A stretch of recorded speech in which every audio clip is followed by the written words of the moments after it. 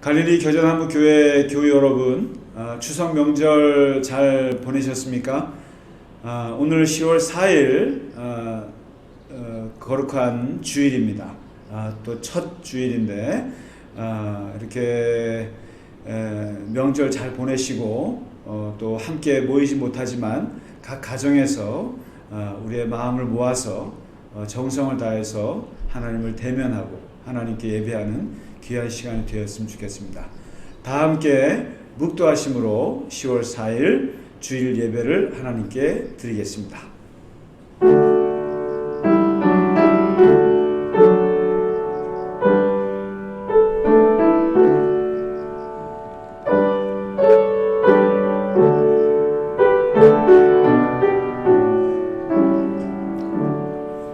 문들아 너희 머리를 들지어다. 영원한 문들아 들릴지어다. 영광의 왕이 들어가시리로다. 영광의 왕이 누구시냐? 만군의 여호와께서 곧 영광의 왕이시로다. 아멘. 사도신경으로 우리 함께 고백함으로 예배를 열겠습니다. 나는 전능하신 아버지 하나님 천지의 창조주를 믿습니다. 나는 그의 유일하신 아들 우리 주 예수 그리스도를 믿습니다. 그는 성령으로 잉태되어 동정녀 마리아에게서 나시고 본디오 빌라도에게 고난을 받아 십자가에 못 박혀 죽으시고 장사된 지 사흘 만에 죽은 자 가운데서 다시 살아나셨으며 하늘에 오르시어 전능하신 아버지 하나님 우편에 앉아 계시다가 거기로부터 살아있는 자와 죽은 자를 심판하러 오십니다. 나는 성령을 믿으며 거룩한 공교회와 성도의 교제와 죄를 용서받는 것과 몸의 부활과 영생을 믿습니다. 아멘. 다 함께 찬송가 20장 1절 2절 간주 4절 하겠습니다.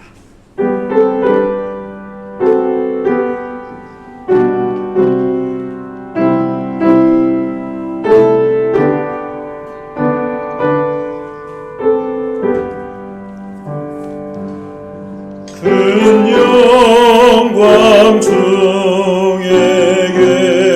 계신 주 나 찬송합니다.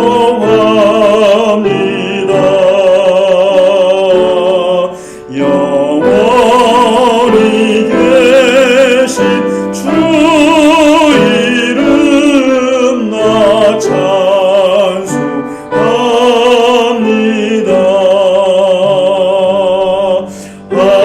한없이 크신 능력을 나 찬송합니다.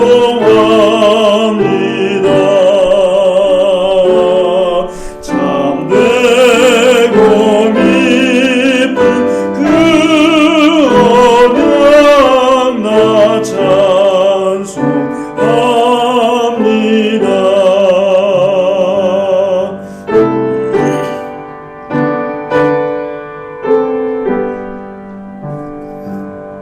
그 온유하신 춤성 날 불러주시고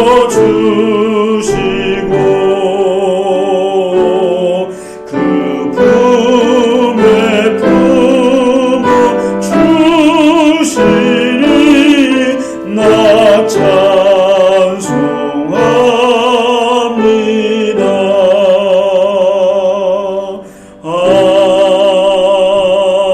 아멘. 교독문 63편, 시편 63편 함께 교독하겠습니다. 하나님이여 주는 나의 하나님이시라. 내가 간절히 주를 찾되 물이 없어 마르고 황폐한 땅에서 내 영혼이 주를 갈망하며 내 육체가 주를 앙모하나이다. 내가 주의 권능과 영광을 보기 위하여 이와 같이 성소에서 주를 바라보았나이다. 주의 인자심이 생명보다 나음으로 내 입술이 주를 찬양할 것이라. 이러므로 나의 평생에 주를 송축하며 주의 이름으로 말미암아 나의 손을 들리이다. 골수와 기름진 것을 먹음과 같이 나의 영혼이 만족할 것이라. 나의 입이 기쁜 입술로 주를 찬송하되 내가 나의 침상에서 주를 기억하며 새벽에 주의 말씀을 작은 소리로 읊조릴 때에 하오리니 주는 나의 도움이 되셨습니다. 내가 주의 날개 그늘에서 즐겁게 부르리이다. 아멘.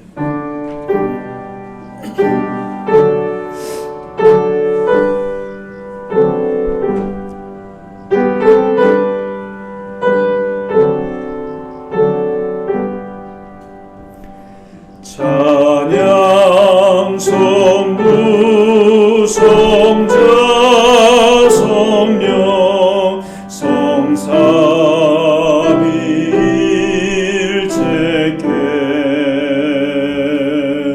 영원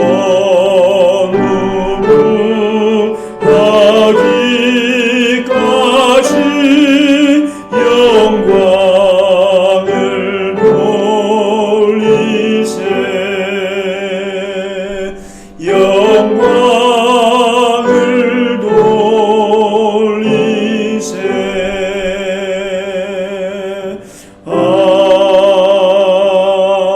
아멘. 다 함께 기도하겠습니다. 거룩하신 하나님 아버지, 오늘 이 귀한 주일을 맞아 하나님 앞에 나와 우리의 마음과 정성을 다하여서 하나님 앞에 거룩한 예배로 드릴 수 있게 하여 주시고, 거룩하신 하나님의 이름을 부르고 하나님의 이름을 찬송하며 하나님을 송축하며 주를 높일 수 있는 이 귀한 예배의 시간을 갖게 하여 주셔서 참으로 감사합니다. 우리가 무엇이간데 하나님께서 우리에게 은혜를 베푸셔서 지난 한 주 동안 주의 은혜 안에 거하게 하셨는지요. 우리가 무엇이간데 하나님께서 우리에게 귀한 건강을 주시고 우리에게 호흡을 주셔서 하나님을 찬양하고 하나님을 바랄 수 있게 하여 주신 것 얼마나 감사한지요. 먼지와 티끌과 같은 우리를 하나님께서 사랑하셔서 구원하셔서 예수 그리스도의 십자가로 우리를 구원하신 그 하나님의 은혜가 얼마나 감사한지요.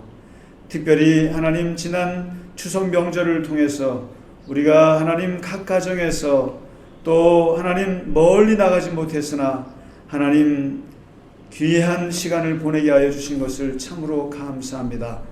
하나님 아버지, 이 나라와 이 민족과 온 세계가 당하는 이 코로나의 이 어려움 앞에서 그 가운데서도 하나님의 사랑과 하나님의 진리를 깨닫게 하시고 하나님의 섭리와 하나님의 인도하심을 하나님 맛보게 하신 아버지 하나님, 하나님께서 이 고통의 시절들을 지나게 하면서 많은 것으로 하나님 우리를 가르쳐 주신 하나님 감사합니다.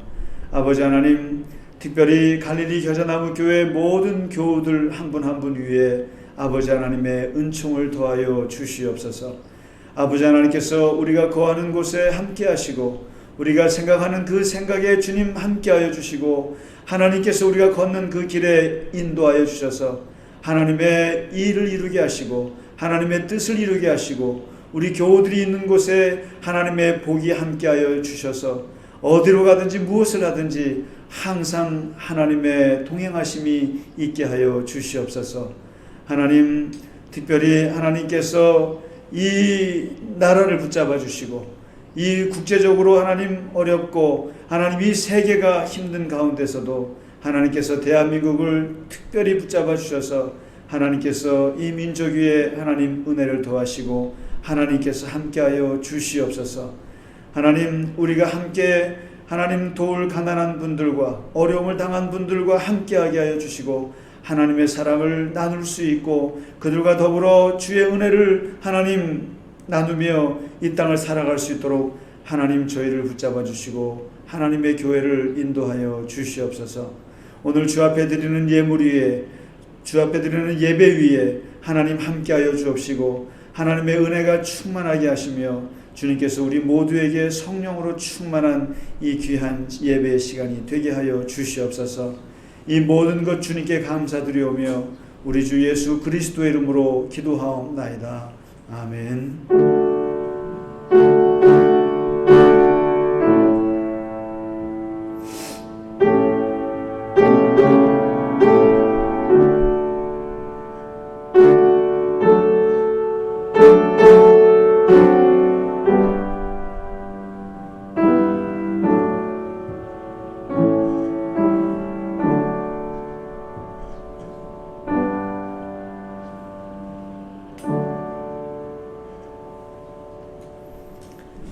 이 시간 찬송가 540장 주의 음성을 내가 들으니 1절, 2절, 간주 4절 함께 찬송하겠습니다.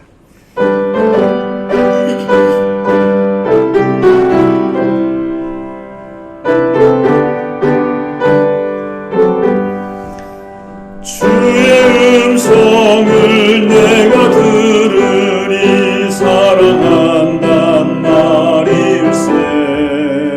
믿는 마음으로 주께 가오니 나를 영접하소서.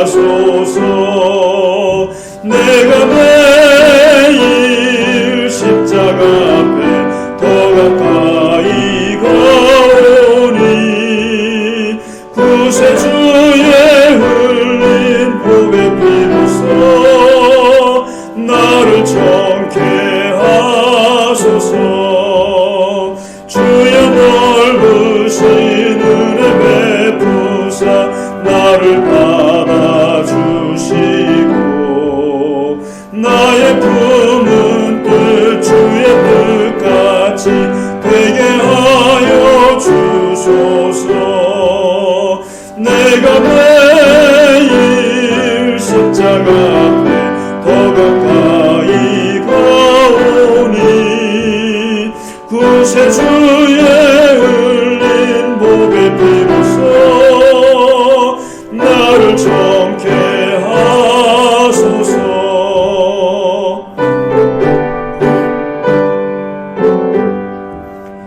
우리 구주의 넓은 사랑을 증명할 자 없으며 주가 주시는 참된 기쁨도 헤아릴 수 없도다.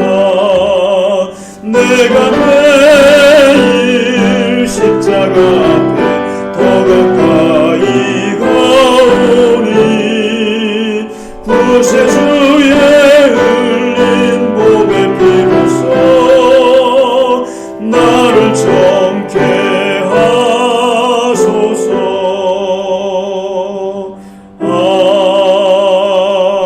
아멘. 아멘. 교회 소식을 몇 가지 전해드리겠습니다. 우리가 윤주영 권사님을 하나님께로 보내드렸는데요. 참 슬픈 소식이었습니다. 또 우리가 슬픈 일이 있으면 또 기쁜 일도 있기 마련인데 오늘은 특별히 기쁜 소식을 하나 전해드리겠습니다. 우리 박영순 권사님께서 한 60년을 아마 의사 생활을 하셨는 것 같아요. 근데 오랫동안 하시던 그 병원을 이제 그만하시고 이제 연세가 많으셔서 이제 뭘 하나라고 이제 걱정들을 했어요. 권사님 본인도 걱정을 하셨고 또 사실 저도 걱정하고 많은 분들이 좀 그랬었는데 지금 80대 중반이신데 이번에 취직을 하셨습니다. 얼마나 좋은 일인지 모릅니다. 파주 운정에 있는 그 병원에 안과 의사로 또 취직을 하셔서 내일부터 출근을 하신답니다. 제가 그 소식을 듣고 얼마나 기뻤는지 모릅니다. 정말 그 오랫동안 갖고 계신 의술을 계속 또 이렇게 펼치실 수 있다는 게 얼마나 감사한지 모르고 또 이제 여전히 일을 하실 수 있게 된 것이 얼마나 기쁜 일인지 모릅니다. 아침에 오늘 그 아드님하고 통화를 했는데 제가 꽃이라도 하나 보내드려야겠다고 했더니 너무나 고마워했습니다. 다시 한번 권사님 취직되신 거 축하드리고 한번 병원 한번 찾아가 보도록 하겠습니다. 그리고 지난주에 쉬었던 성경 공부는 이번 주에 다시 재개하도록 하겠습니다. 그리고 여러분 추석 명절 잘 보내셨는지 모르겠습니다. 이번에 뭐 어디 멀리 나가지도 못하고 집콕 추석이었을 텐데 그 안에서 또 보람 있는 시간을 보냈으리라 믿습니다. 그리고 이제 우리도 다시 또 만날 수 있는 그 날을 기다리면서 계속 같이 예배를 드리고 하나님 서로 기도하고 서로 사랑을 나누었으면 좋겠습니다. 네. 오늘은 10월 첫째 주입니다. 그래서 갈릴리 겨자나무 교회가 우리가 함께 공동체 고백을 하고 있는데 우리가 다 모였을 때 같이 하면 좋은데 오늘은 그러지 못하지만 제가 간단하게 우리가 좀 말씀을 드리면 우리가 10가지의 우리 교회의 핵심 가치가 있습니다. 우리가 추구하는 가치가 있는데 삼위일체 하나님을 우리는 믿는다. 그리고 교회는 예수 그리스도께서 머리가 되신다는 것, 그리고 우리는 항상 참된 예배를 드리고자 한다. 그리고 하나님의 말씀을 깊이 묵상하고 그 말씀의 터 위에서 살고자 한다. 그리고 은밀한 가운데 주님과 깊은 기도의 소통을 하고자 한다. 그리고 우리는 말씀도 나누지만 물질과 우리의 삶을 함께 나누고자 한다. 그리고 오직 하나님만이 인정해 주는 그러한 마음으로 겸손하게 섬길 것을 그렇게 우리는 바라고 있다. 그리고 이 땅에서 낮아짐으로 하나님 나라에서 높아지고 싶다. 그리고 우리는 우리의 헌금의 10%를 무슨 일이 있어도 구제와 선교를 위해서 꼭 쓰도록 하겠다. 그리고 우리는 항상 차별 없이 포용하는 그러한 공동체가 되기를 꿈꿉니다. 그래서 이 10가지의 우리의 가치를 담아서 하는데 우리가 오늘 10월 첫 주 여러분에게 다시 한번 상기시키면서 기억하면서 우리의 고백문을 기억했으면 좋겠습니다. 네, 오늘 우리에게 주시는 하나님의 말씀 함께 보도록 하겠습니다. 히브리서 11장 1절에서 6절의 말씀이 되겠습니다. 제가 봉독해 올리겠습니다. 믿음은 바라는 것들의 실상이요 보이지 않는 것들의 증거니 선진들이 이로써 증거를 얻었느니라. 믿음으로 모든 세계가 하나님의 말씀으로 지어진 줄을 우리가 아나니 보이는 것은 나타난 것으로 말미암아 된 것이 아니니라. 믿음으로 아벨은 가인보다 더 나은 제사를 하나님께 드림으로 의로운 자라 하시는 증거를 얻었으니 하나님이 그 예물에 대하여 증언하심이라. 그가 죽었으나 그 믿음으로써 지금도 말하느니라. 믿음으로 에녹은 죽음을 보지 않고 옮겨졌으니 하나님이 그를 옮기심으로 다시 보이지 아니하였느니라. 그는 옮겨지기 전에 하나님을 기쁘시게 하는 자라 하는 증거를 받았느니라. 믿음이 없이는 하나님을 기쁘시게 하지 못하나니 하나님께 나아가는 자는 반드시 그가 계신 것과 또한 그가 자기를 찾는 자들에게 상 주시는 이심을 믿어야 할지니라. 아멘. 네, 오늘은 특송이 없습니다. 네, 오늘은 바로 하나님의 말씀을 우리가 같이 묵상하도록 하겠습니다. 오늘 읽으신 이 히브리서 11장에 있는 이 말씀은 우리가 고린도전서 13장이 사랑장이라고 알려진 것과 함께 믿음장이라고 알려져 있는 귀한 장입니다. 이 히브리서는 여러분 이 히브리서가 참 신비한 서신인데 누가 썼는지를 몰라요. 그리고 이 바울이 썼다 또 누가 썼다 많은 설이 있지만 누가 썼는지를 모르는 편지가 히브리서인데 이 히브리서는 구약 성경을 아주 꿰고 있는 사람이 쓴 거예요. 그리고 이 구약 성경의 말씀을 예수님과 예수님에게 맞추어서 새롭게 해석해낸, 그래서 유대인들이 봤을 때도 아주 그 예수님을 깨닫는데 아주 귀한 서신입니다.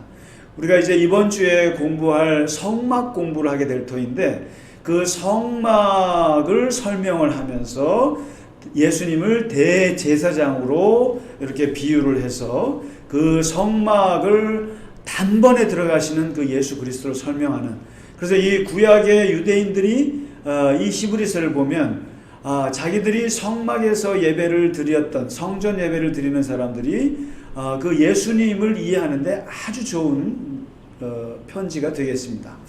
그리고 이 히브리서에서는 특별히 이 구약에 있는 많은 믿음의 그 사람들, 구약에 있는 아브라함부터 시작되어서 많은 인물들이 무엇으로 살아왔는가를 한마디로 요약을 해주고 있습니다. 그 한마디로 요약을 해주는데 그것을 바로 믿음이라고 하는 말로 요약을 해서 설명하는데, 오늘 11장을 보시면 이것이 기가 막힌 믿음의 해석서가 되고 있습니다. 사실 어떤 분이 이런 얘기를 했습니다. 세상에는 두 종류의 크리스찬이 있다고 얘기를 했는데, 하나는 하나님을 믿는 크리스찬이 있고, 한 종류의 사람은 하나님을 믿는다고 믿는 크리스찬이 있다는 거죠. 그러니까 진짜 크리스찬이라는 것은 하나님을 믿는 사람이고, 대부분의 사람들은 내가 하나님을 믿는다고 착각하는 크리스찬이라는 것이죠. 이 말은 그만큼 하나님을 믿는다고 하는 것이 어떻게 보면 내 자신이 나 자신을 속이는 것일 수도 있을 때가 있습니다. 하나님을 믿지 않는 거예요. 그런데 내가 믿는다고 착각하는 경우가 많이 있다는 거죠. 그런데 정말 하나님을 믿는다고 하는 것이 무엇인가? 믿음으로 산다는 것이 무엇인가? 특별히 우리가 코로나 시대를 지나면서 이 어려운 시절을, 이 답답한 시절을, 이 위험한 시대를 우리가 살아갈 때 믿음으로 산다는 것이 무엇일까? 이것은 오늘 좀 우리가 함께 생각을 해봤으면 좋겠습니다. 제가 이번 추석 명절에 이 히브리서 11장을 붙잡고 예전과는 다르게 한번 따져봤어요. 여기에 보면은 한 10사람의 인물들이 쭉 나옵니다. 그리고 그 외에도 많은 사람들, 그러니까 구약에 있는 모든 그 믿음의 사람들을 언급을 하면서 이들이 어떻게 믿음으로 살았는가를 하나씩 서술하면서 이것을 논증해 가고 있습니다. 그래서 그거 하나씩 따져봤는데, 먼저 믿음이란 무엇인가를 아주 철학적으로 정리를 합니다. 이 대단한 분이에요. 제가 볼 때는 이게 바울이 됐든지 아니면 누가 됐든지 몰라도 믿음이라는 것에 대해서 아주 철학적인 정의를 두 가지로 합니다. 1절에 보면 뭐라고 하냐면, 믿음이라고 하는 것은 바라는 것들의 실상이고 보이지 않는 것들의 증거다라고 얘기를 합니다. 이게 참 어려운 말이에요. 아주 그 파라독스, 그러니까 역설적인 말로 표현을 했어요. 어떻게 보면 대단한 철학자 같은 말인데, 믿음이라고 하는 것은 바라는 것들의 실상이에요. 이 바라는 것, 이 시간적인 개념이에요. 다시 말해서 멀리 지금 오지 않은 이 미래의 것들을 바라고 있는데, 바라는 것들의 실상입니다. 실상. 히포스타시스라는 말인데, 히포스타시스라는 말을 들으면 실체라는, 서브스타스, 실체라는 말. 그 다음에 확신. 다시 말해서 바라는 것들은 희미하거든요. 그리고 내게 오지도 않은 것이고, 또 내일이라고 하는 것은 사실 나에게 없는 것이에요. 그런데 내일의 것인데 실상이라는 거예요. 확신. 그러니까 실체로 나타났다는 거죠. 그러니까 바라는 것들의 실상이요, 미래의 것들인데 현재에 지금 내가 만지는 것처럼 말하는 것이, 이게 믿음이라는 거예요. 내일이라는 것은 현재에 없잖아요. 그런데 내일은 곧 현재가 될 거잖아요. 그렇기 때문에 그 내일이라는 것이지만 현재인 것처럼 실체적으로 확신하고 사는 것, 이거를 믿음이다, 이렇게 얘기를 하는 거죠. 태양이라는 것은 내일 뜰 것이기 때문에, 그 확신이 있기 때문에 우리가 오늘 시험을 준비하죠. 우리가 오늘 플랜을 짜고 계획을 짜고 또 밥을 준비하고 시장을 보는 겁니다. 왜냐하면 내일이라고 하는 것은 지금 없지만 올 것이라고 실체적으로 믿기 때문에 그것을 믿음이라는 거죠. 그래서 우리는 오늘을 이렇게 살지만 이미 내일을 앞당겨서 사는 걸 말하는 거죠. 일어나지 않은 미래의 일이 일어날 거라고 확실히 믿고 오늘을 거기에 맞추어서 사는 것을 믿음이라는 거죠. 이게 그래서 바라는 것들의 실상이요, 이렇게 표현했습니다. 그리고 두 번째는 공간적인 개념으로 설명을 합니다. 보이지 않는 것들의 증거요, 에비던스, 엘렌 코어스라는 말입니다. 눈에 보이지 않아요. 눈에 보이지 않고 잡히지 않지만 분명히 있을 거라고 믿고 그것을 잡는 거예요. 공기는 보이지 않아요. 그런데 우리는 공기가 있다고 확실히 믿어요. 빛은 보이지 않지만, 바람은 보이지 않지만 우리가 없다고 말할 수 없듯이 하나님이 눈에 보이지 않는다고 해서 없다고 말하지 않는 거예요. 그래서 이것은 보이지 않는 것이지만 확실히 있다고 우리는 말하는 거예요. 에비던스다, 증거라고. 이걸 믿음이라는 거죠. 그러니까 간단히 말하면 미래에 있는 것을 앞당겨서 말하는 것이 믿는 것이고, 또 보이지 않지만 인비저블이죠. 보이지 않지만 보인다고 말하는 것이 이게 믿음이라는 거예요. 여러분, 하나님이 보이십니까? 우리는 하나님이 보인다고, 하나님을 보는 거예요. 하나님을 본다고 믿습니다. 그리고 말하기를 뭐라고 하냐면 믿음으로 모든 세계가 하나님의 말씀으로 지어준 줄을 안다. 그러니까 이 믿음이라고 하는 것은 우리가 믿음의 눈을 가진 사람들에게는 이 눈앞에 보이는 것 너머의 것을 본다는 거예요. 눈앞에 있는 것을. 그러니까 예를 들면 집이 있으면 이 집이 뭐로 되어 있습니까? 라고 하면 사람들은 뭐라고 말하냐면, 믿음이 없는 사람들은 하얀색 페인트로 칠해져 있는 집이네요. 또 빨간색 지붕이네요. 그 다음에 벽지가 노란색이네요. 이 집은 이런 벽지로 되어 있구나, 이렇게 말하는 사람들은 그 집의 본질을 모르는 사람이죠. 진짜 그 집의 본질을 아는 사람은 그 집은 철근이 그 속에 들어있고 콘크리트가 그 속에 들어있고 밑에 반석이 들어있는 것을 보는 사람입니다. 다시 말해서 보이는 것 안에 있는 보이지 않는 그 세계가 그 집을 지탱하고 있듯이 이 온 우리의 눈에 보이는 자연 세계와 이 인간 만물의 세계가 저게 전부구나 라고 생각하지 않고 믿음으로 보는 사람들은 이 세계와 이 자연과 인간 만물이 하나님의 말씀으로 지어졌다라고 하는 것을 꿰뚫어 보는 것이 이 믿음이라는 거예요.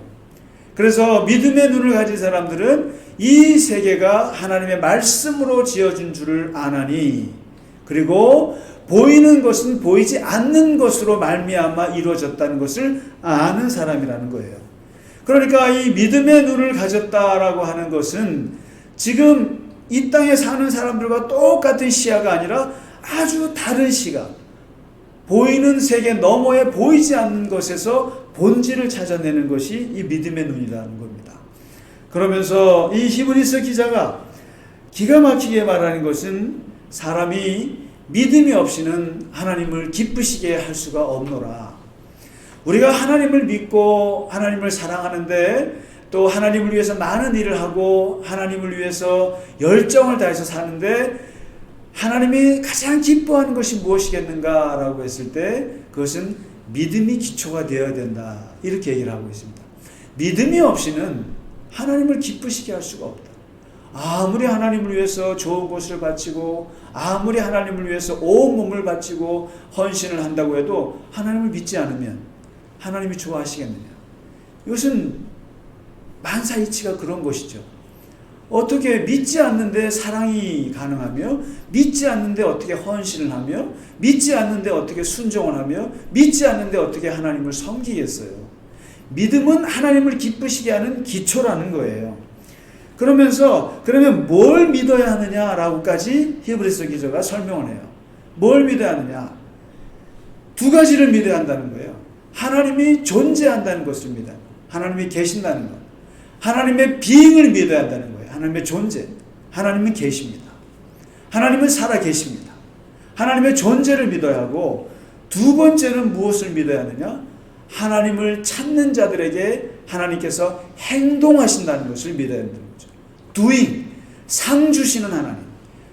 하나님께서 당신을 찾는 자들에게 상을 주시고 인도하시고 베풀어 주시고 먹여 주시고 입혀 주시고 하나님께서 우리에게 역사하시는 하나님이시는 것을 믿어야 한다는 거죠.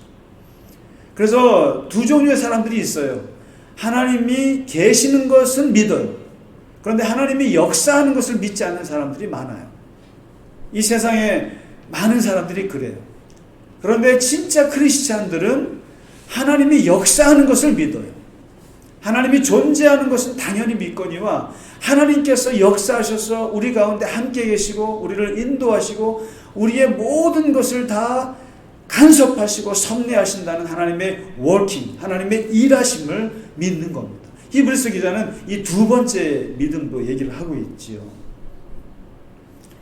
그리고 13절에 보면 이러한 믿음을 가진 사람들은 어떤 사람들이냐면은 당대에는 약속을 받지 못하지만 항상 이렇게 하늘을 바라보는 사람들이라는 거예요. 하늘을 바라보고 멀리서 환영하고, 그러니까 멀리서 기뻐한다는 거예요. 멀리서 기뻐하면서 그 마음에 그냥 뭐라 그럴까요? 그냥 떨림이 있고, 그리고 뭔가를 막 소망하면서 기쁨 가운데 막 이렇게 하나님 산다는 거예요. 멀리서 환영하면서. 그러다 보니까 이 사람들은 이 세상에서는 나그네처럼 인정받지도 못하고 외국인처럼 이렇게 대접받지도 못하고 그렇게 살지만 그 마음의 눈이 이렇게 멀리 바라보면서 기쁨의 눈으로 바라본다는 거예요. 그래서 이 사람이 도대체 뭘 바라보나, 뭘 이렇게 바라보나 하고 봤더니 이 사람들은 고향을 추구하는 사람들이라는 거예요. 고향. 근데 그 고향이 어떤 고향인가 했더니 내가 태어난 고향이 아니더라는 거예요. 아니고 더 나은 본향, 더 나은 고향을 바라보면서 기뻐하는데 그 고향이 어디 있는가 했더니 하늘에 있는 거라는 거죠. 하늘에. 그러니까 믿음의 사람들이라고 하는 것은 보이지 않는데 보이는 것처럼 눈을 뜨고 있는 거예요. 그리고 다가오지 않았는데 다가온 것처럼 만지고 있는 거예요. 그리고 바라보면서 이 땅을 살아가는데 아주 기쁜 마음으로 그 길을 걸어가더라는 거예요. 믿음이란 이런 것이다. 믿음이란 이런 것이다. 이렇게 얘기를 하면서 예를 드는데요. 제가 이 예를 드는 사람들 한 사람 한 사람들을 묵상을 해봤어요. 아벨, 더 나은 예배로, 믿음으로 더 나은 예배를 드렸다. 그래서 의로운 자라 말을 들었다. 그러면 도대체 가인의 예배는 받지 않고 아벨 예배를 받은 이유가 무엇이었는가? 예물의 차이인가? 형식의 차이인가? 아니라는 거예요. 믿음의 차이였다라는 거예요. 아벨은 믿음을 가지고 첫 양을 잡아서 하나님께 바쳤다라는 거예요. 그게 믿음 때문에 하나님께서 받았다는 거예요. 여러분, 더 나은 예배가 무엇인가요? 이 아벨은 믿음을 가지고 하나님 앞에 예배를 드렸다는 거예요. 여러분, 저는 이 아벨의 예배를 보면서 한 가지 참 이번에 깨닫는 것이, 우리가 같이 만나서 예배를 못 드리잖아요. 그리고 같이 예배를 못 드리는데, 그래서 막 속이 상하고 하루라도 빨리 만나고 싶어하고 막 안달복달하는 거예요. 한국 교회가. 그런데 이걸 거꾸로 생각해 봤어요. 만일 어쩌면 유튜브라는 것이 우리가 언제부터 생겼습니까? 그리고 우리가 온라인으로 예배를 많이 드려봤었어요. 그런 것이 이런 매체들이 생겨났는데, 만일 이 유튜브라고 하는 매체가 없었으면 이렇게 코로나가 왔을 때 우리가 온라인으로라도 예배를 못 드리지 않았을까? 우리가 지금 당장 예배를 못 드리는 것을 불평하기보다도 그러한 온라인이라고 하는 문명이 있었기 때문에, 준비되었기 때문에 그나마 이 코로나 사태에 이렇게라도 예배 드릴 수 있는 것이 얼마나 감사한가. 이게 믿음이 아니겠어요? 이것이 더 나은 예배가 아니겠어요? 우리가 만일에 유튜브가 없었으면 여러분 어떻게 할 뻔했어요? 이런 문명의 이기가 없었으면. 그냥 집에서 성경책 보고 있어야 되는 거예요. 그나마 이러한 매체가 있기 때문에 우리가 같이 작은 교회지만 예배를 드리고 또 같이 말씀을 나눌 수 있게 되는 것은 얼마나 감사한가. 더 나은 예배. 그리고 노아라고 하는 사람이 얘기를 하는데, 노아는 밝은 현재의 암울한 미래를 생각했던 사람이 이 노아예요. 그리고 이 노아는 120년 동안 방주를 준비했던 사람이에요. 햇빛이 비치고 날씨가 좋고 그리고 세상이 온화하게 돌아가고 세상이 잘 돌아갈 때 하나님의 심판을 바라본 사람이에요. 지금 현재 일어나는 것을 넘어서 일어날 하나님의 심판을 준비하고 방주를 120년 동안 준비했던 사람이 노아인데, 그 힘이 어디서 왔는가? 믿음에서 왔는가? 믿음으로 말미암아. 그럼 도대체 뭔가요? 믿음이라고 하는 것은 지금 눈앞에 보이는 것 너머의 것을 보는 거예요. 어떻게 보면 노아는 시대를 앞서간 사람이죠. 120년을 앞서간 사람이에요. 많은 사람들이 먹고 마시고 흥청거리면서 그리고 살아갈 때 그는 하나님 앞에 온전한 자라, 하나님 앞에 하나님과 동행하면서 하나님의 말씀을 준행했던 자라, 그러면서 시대를 준비했던 사람이 노아였던 거예요. 그 시대를 준비하는 눈이 어디서 옵니까? 믿음으로 왔다는 거예요. 믿음에서 왔다는 거예요. 보이지 않는데 보이는 것처럼. 어쩌면 우리가 이 코로나 시대를 보면서 믿음으로 산다고 하는 것은 지금 당장 우리에게 임하는 이러한 코로나의 위험 너머에 또한 미래를 준비할 수 있어야 하리라고 봅니다. 요즘에 많은 기업들이 도산하고 망하고 부도나고 있습니다. 그러나 요즘에 또 다른 기업들은 코로나 이후 시대에 닥쳐올 새로운 경기 부흥을 생각하면서 준비하고 있다는 얘기를 들었습니다. 이것은 믿음으로 새로운 시대를 준비해 나가는 것이죠. 아브라함의 예를 듭니다. 아브라함은 하나님께서 75세 때 그를 집을 떠나라, 큰 민족을 이루리라, 너가 복이 되리라, 이름이 창대해지리라, 내가 너에게 보여줄 땅으로 가라. 하나님의 말씀을 듣고 그것만 믿고 갈 바를 알지 못하고 앞으로 나간 사람이 아브라함이에요. 여러분, 아브라함의 75세부터 175세까지 100년의 인생을 보면 아무런 대책이 없는 사람이 아브라함입니다. 도대체 어디로 가야 될지, 세겜 땅으로 왔다가 다시 또 베델로 갔다가 다시 또 애굽으로 내려갔다가 그냥 하나님께서 가라고 하는 곳으로 계속 떠나면서 나아갔던 사람. 어떤 믿음 가지고요? 하나님께서 내가 너에게 민족을 이룰 것이라 말씀, 그리고 너가 복이 되리라는 말씀, 내가 너에게 보여줄 땅이 있다고 하는 그 말씀, 그 자손을 하늘의 별같이 주리라고 하는 그 말씀, 그 말씀을 믿고 그는 갈 바를 알지 못하고 떠나갔습니다. 그래서 그는 보이지 않는 하나님, 보이지 않는 미래, 보이지 않는 약속을 따라서 살아갔던 대표적인 사람이 아브라함. 그는 오직 보이지 않는 하나님을 한 분만 모시겠다고 그 길을 떠난 사람이죠. 그래서 심지어는 자기 아들까지 하나님께 바치려고 했던 사람입니다.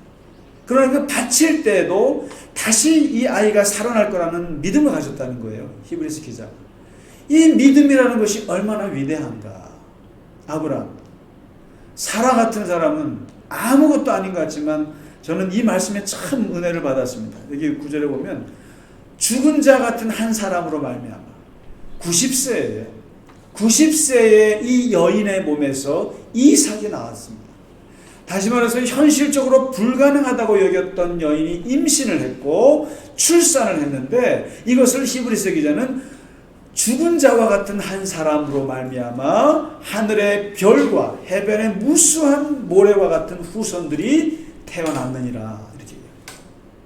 이 믿음의 세계라고 하는 것은 죽을 것 같은 사람이었던 거예요. 사라는 그야말로 이제 이 땅으로 그냥 먼지로 사라질 것 같은 아무것도 아닌 여인을 통해서 큰 민족을 만들어내신 것이 무엇인가?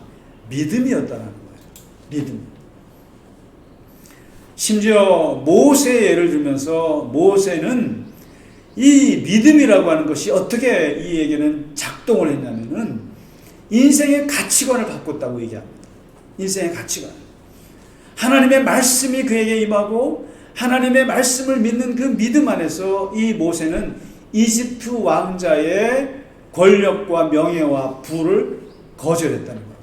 포기했다는 거예요. 그리고 오히려 하나님의 백성과 함께 고난받는 일에 낮은 곳으로 그 가는 길을 선택했다는 거예요.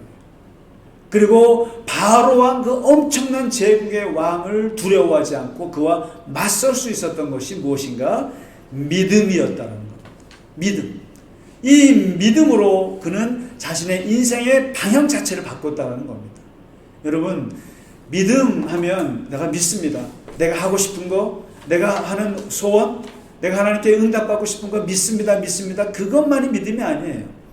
믿음이라고 하는 것은 내 인생의 가치를 바꾸는 거예요. 어떠한 말씀이 내게 들어와서 내가 그 믿고 그 믿음으로 사느냐, 그것은 내 인생을 바꿉니다. 모세를 바꾼 말씀이 뭐겠어요? 내 민족의 고통을 받는다. 내 민족을 내가 구원하리라. 내 민족을 내가 애굽에서 탈출시키리라. 그 민족의 고통에 신음하는 그 소리를 하나님이 들으셨던 그 말씀이 모세에게 임했고, 그 말씀이 모세의 인생 가치관을 바꿨습니다. 이집트 왕자 내려놓고 자기의 고통받는 히브리 민족과 함께 40년을 살아가면서 그가 인생을 마무리했지 않습니까? 그것이 어디서? 믿음이라는 거예요. 그러면서 히브리서 기자가 말합니다. 내가 무슨 말을 더 하겠습니까? 구약에 있는 모든 기드온이요, 바락이요, 입다, 삼손, 사무엘, 다윗, 그리고 수많은 선지자들의 예를 내가 다 들랴. 그 모든 사람들이 무엇 때문에 그렇게 위대한 인생을 살았겠느냐? 바로 믿음이라고 하는 것으로 살았다는 거죠. 그 믿음. 그러면서 이제 자기들 초대교회 그리스도인들의 예를 듭니다. 고문과 채찍과 결박과 투옥과 칼과 궁핍과 학대를 그 견디는 그 많은 초대교회 그리스도인들의 그 힘이 어디서 나오느냐? 아무리 고통을 받고 고문을 받아도 주님을 부인하지 않고 하나님 나라를 바라보고 기뻐하면서 사랑하면서 순교의 그 길을 걸어가는 사람들의 힘이 어디서 왔느냐? 믿음으로 말미암아 왔다라는 거예요. 믿음으로. 이런 사람은 세상이 감당하지 못한다는 거예요. 세상이 감당하지 못하고 세상 사람들은 이해하지 못하는 거예요. 그래서 이 믿음의 세계라고 하는 것은 이 세상 사람들이 도대체 이해할 수 없고 감당할 수 없고 그런 거라는 거죠. 왜요? 하나님의 말씀의 능력이 어마어마하다라는 거예요. 이게 이 믿음이 어디서 옵니까? 하나님의 말씀에서 온단 말이죠. 하나님의 말씀을 받은 사람들이 그 믿음을 가지고 살아가는 거예요. 그런 사람들 중에는 아브라함 같이 갈 바를 알지 못하고 나아가고, 사라와 같이 죽은 자 같았으나 아이를 낳게 되고, 모세와 같이 인생의 방향을 바꿔서 낮은 곳으로 내려가는 그런 인생의 가치관의 변화를 주기도 하고, 많은 고난과 투옥과 고통도 이 믿음으로 이겨나가는 거라는 거죠. 여러분, 하박국이 오직 의인은 믿음으로 살리라 그 말을 했던 때가 언제입니까? 전쟁의 위협이 닥쳐왔을 때 그 공포 속에서 했던 말이에요. 어려운 중에 했던 말이에요. 그리고 이 하박국의 이 믿음으로 말미암아 살리라는 말을 이어받은 사람이 사도 바울이잖아요. 사도 바울이 의인은 믿음으로 말미암아 살리라, 로마서의 그 위대한, 이것이 세계를 바꿨습니다. 그리고 이 바울의 믿음의 그 말씀을 이어받는 사람이 누구예요? 마틴 루터 아닙니까? 이 신칭이 오직 믿음으로 말미암아 우리가 구원을 받는다. 이 믿음의 이 힘을,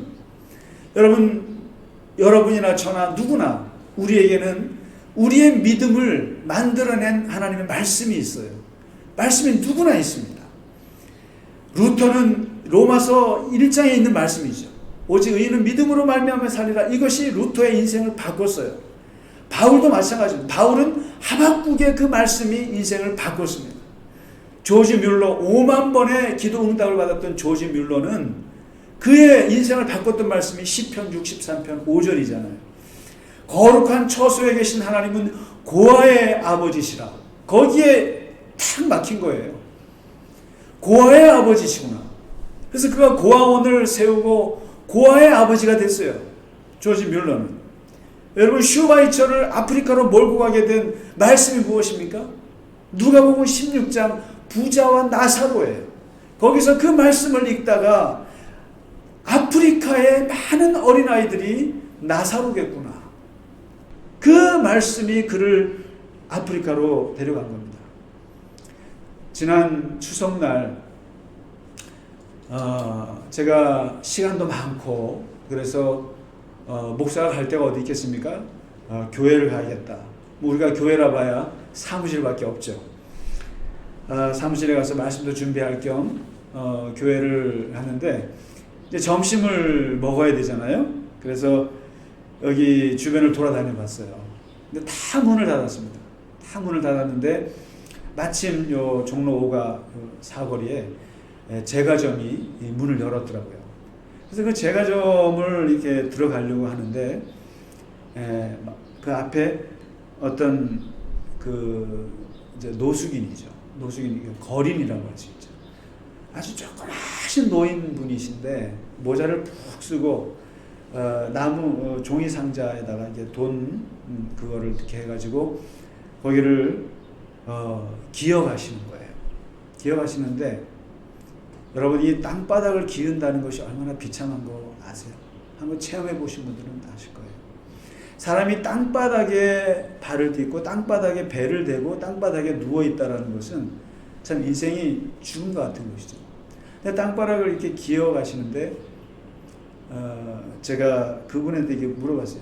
어르신 식사하셨어요? 말을 안 하세요. 안 했다고. 그래서 제가 먹을 빵이랑 또 이분 먹을 빵 해갖고 샌드위치에다가 우유 해가지고 이렇게 담아서 거기다가 10,000원짜리를 넣어서 명절 잘 보내시라고 하고 드렸어요. 그때 그리고는 뭐 그분은 가시고 저는 이제 저도 돌아오면서 그래 가장 보잘것없는 자에게 한 것이 나에게 한 것이라는 말씀, 그 말씀이 떠올랐어요. 그리고 사실 저는 이 주님의 말씀, 뭐 그분을 뭐 제가 뭐 어떻게 좀 더 도와드리고 더 하면 좋지만 한순간의 만남 속에서 그냥 지나갔죠. 근데 그 말씀이 떠올랐는데 글쎄요, 그 말씀이 떠올라서 그런가요? 그날 저녁에 TV를 좀 이렇게 보고 있는데 이렇게 채널을 돌리다가 어느 방송에서 이태석 신부님이 나왔어요.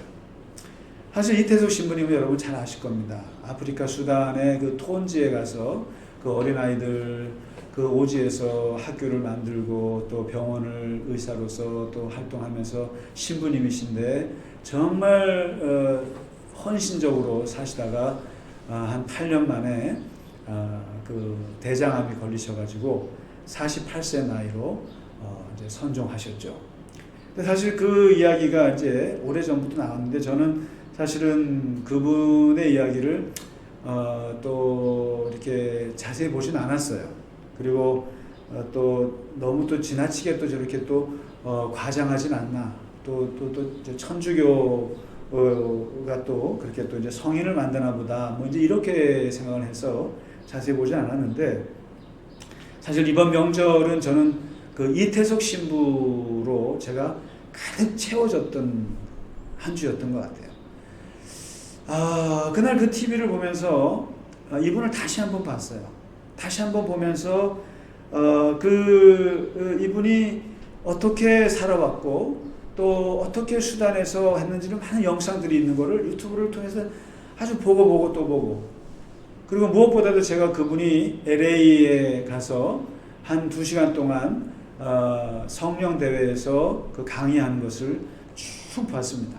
쭉 보면서 또 그분과 가까이 했던 신부님들의 그런 이야기들을 같이 쭉 보면서 참 크리스찬이구나. 정말 아름다우신 분이구나. 그런 생각을 하면서 그분을 다시 봤어요.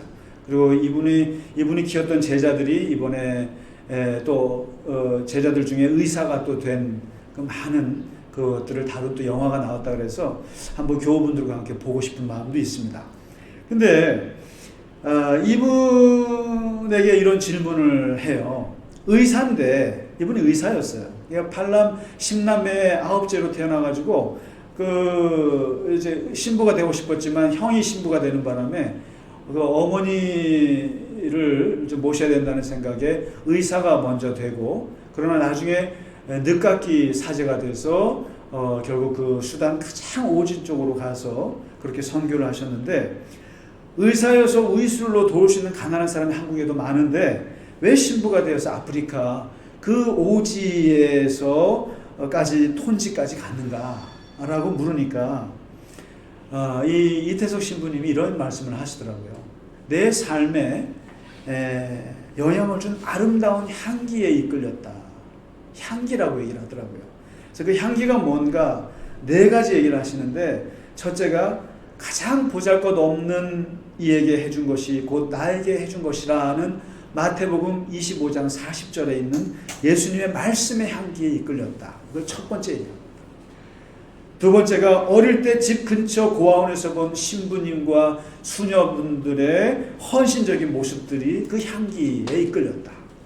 그리고 세 번째는 다른 것 모든 걸 포기하고 아프리카에서 평생을 바친 슈바이처 박사의 이야기에 그 향기가 나를 이끌었다. 그리고 무엇보다도 10남매를 부산 자갈치 시장에서 삭바느질 하면서 희생하신 내 어머니의 고귀한 향기, 그 고귀한 삶의 향기가 나를 이끌었다. 이렇게 얘기를 합니다. 저는 결국에 이 4가지 중에서 가장 중요한 것은 바로 가장 보잘것없는 이에게 해준 이에게 것이 나에게 해준 것이라는 예수님의 말씀, 그 말씀의 향기에 이끌린 거죠. 이태석 신부로 하여금 그 톤지에 가서 그 어린아이들과 더불어 거기에서 학교를 세우고 병원을 세우고 그들에게 브라스 밴드를 만들어서 치유를 해주고, 그리고 말씀을 나누고 그들에게 삶을 나누다가 결국 48세 일기로 하나님께 돌아간 그 이태석 신부를 이끌었던, 그의 삶을 그쪽으로 이끌었던 그 힘이, 믿음의 힘이 무엇인가? 가장 보잘것없는 자에게 해준 것이 나에게 해준 것이라는 예수님의 말씀에 이끌렸다는 거예요. 하나님의 말씀이 그로 하여금 그 믿음을 주었고 인생을 가치를 바꾸고 그로 하여금 그 길을 걷게 했다는 거예요. 여러분, 믿음으로 산다고 하는 것은 하나님의 말씀이 우리 안에 한두 가지라도 그것이 우리가 부딪히는 말씀이 있으면 그 말씀이 우리의 인생을 바꾸고 그 믿음으로 목숨을 걸고 살아가는 것이죠. 말씀을 마칩니다. 우리가 이 코로나 시대를 이겨내갈 수 있는 그 힘이 어디서 오는가? 바로 이 믿음의 힘, 하나님께서 우리에게 주신 말씀의 힘, 그 말씀으로, 그 말씀의 힘으로 살아가는 것이라는 거죠. 제가 이번 주에 그 이태석 신부님이 참 재밌으신 분이더라고요. 재밌으신 분이고, 참 저는 목사이지만 참 신부님의 그런 모습에 참 감동을 받고 정말 배워야 되겠다. 교회가 참 정말 그리스도의 사랑을 그냥 짧은 인생이지만 그렇게 살다 가는 사람도 있구나. 정말 그러면서 이분이 LA에서 그 강의하는데 그분이 떼제 공동체에서 부르는 노래가 있어요. 사랑의 나눔이라는 그 아주 짧은데 제가 이 노래가 일주일 내내 계속 노래를 불렀어요. 그래서 여러분 오늘 이거를 안 부를 수가 없을 것 같아요. 이게 사랑의 나눔이라는 건데 떼제 공동체에 가시면 거기서 부르는 노래인데 사랑의 나눔 있는 곳에 하나님께서 계시도다. 이거예요. 근데 이거를 그 많은 사람들 앞에서 율동을 하면서 부르시는데 제 마음에 너무 와닿았습니다. 결국 이 믿음이 하나님의 사랑으로 그렇게 나타나는데 하나님의 사랑이 나누어지는 곳에 낮은 자들과 함께 있는 곳에 그곳에서 하나님께서 계시겠구나. 이 노래인데 짧고 너무나 은혜로워요. 그래서 제가 오늘 이거를 오늘 봉헌송으로 대신해서 같이 불러보도록 하겠습니다. 악보를 한번 보시면서 아니 안 보셔도 금방 따라할 수 있습니다. 이걸 부르면서 우리 같이 하나님 앞에 예물을 드리도록 하겠습니다.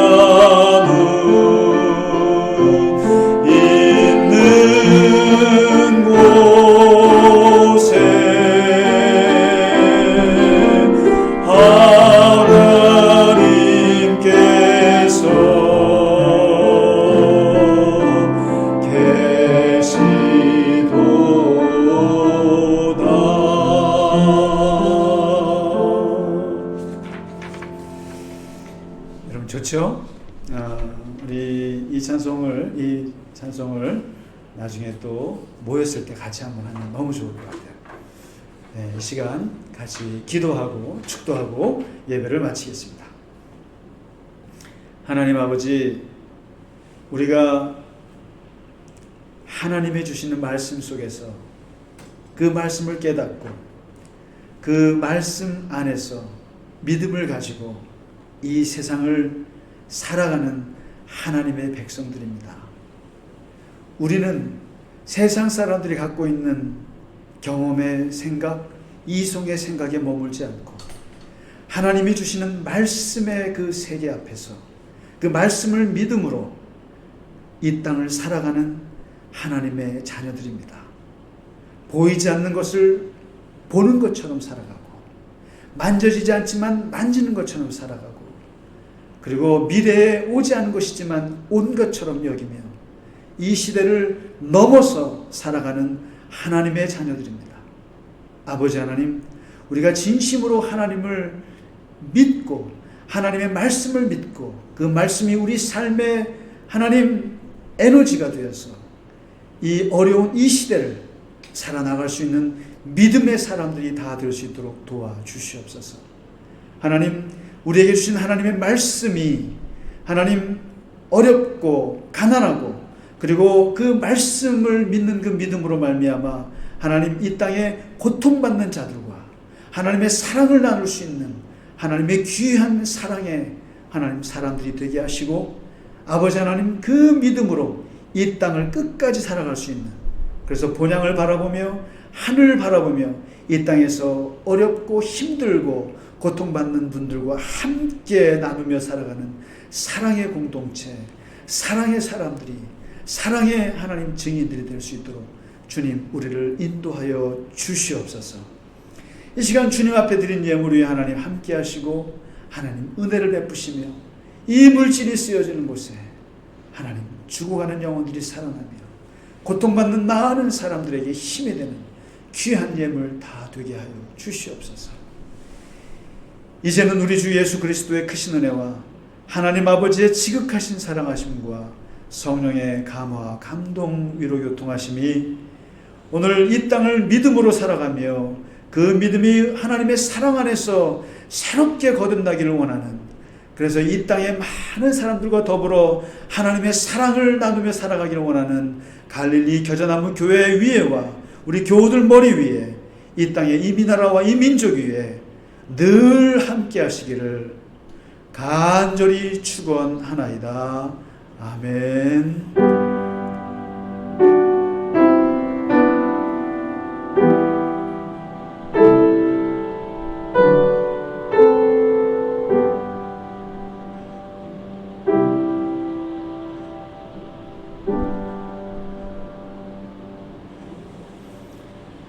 네, 10월 첫 주 예배를 마치도록 하겠습니다. 여러분 이번 주에도 정말 하나님이 주시는 말씀 안에서 믿음으로 승리하시는 우리 모든 교우분들 되시기를 간절히 기도합니다. 감사합니다.